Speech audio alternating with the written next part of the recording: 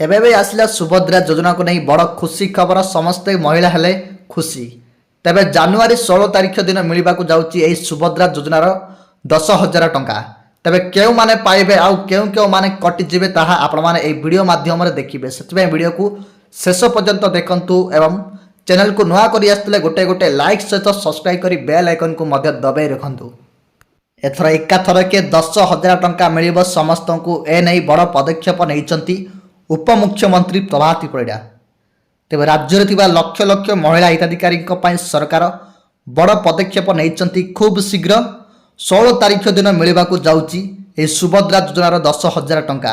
ତେବେ ଦୀର୍ଘ ଦିନର ଅପେକ୍ଷା ପରେ ସରକାର କରିଛନ୍ତି ବଡ଼ ଘୋଷଣା। ସୁଭଦ୍ରା ଯୋଜନାର ଚତୁର୍ଥ କିସ୍ତି ବର୍ତ୍ତମାନ 5,000 ଟଙ୍କା ପାଇବେ। ଆଉ ଯେଉଁମାନେ ନୂଆରେ ଆପ୍ଲାଏ କରିଥିଲେ ସେମାନଙ୍କୁ ବର୍ତ୍ତମାନ 10,000 ଟଙ୍କା ମିଳିବ ବୋଲି ମଧ୍ୟ କୁହାଯାଇଛି। ଦର୍ଶକ ବନ୍ଧୁ, ସୂଚନା ଅନୁସାରେ ସୁଭଦ୍ରାର ଚତୁର୍ଥ କିସ୍ତି ଏହି ମାସ 16 ତାରିଖ ଦିନ ମିଳିବାକୁ ଯାଉଛି ସମସ୍ତଙ୍କୁ। ଏହା ସହିତ ଯେଉଁମାନେ ଆଗରୁ ପ୍ରଥମ ଦ୍ୱିତୀୟ ତୃତୀୟ କିସ୍ତି ପାଇନାହାନ୍ତି ସେମାନେ ମଧ୍ୟ ଏହି ସୁଭଦ୍ରା ଯୋଜନାରେ ଲାଭ ପାଇବେ।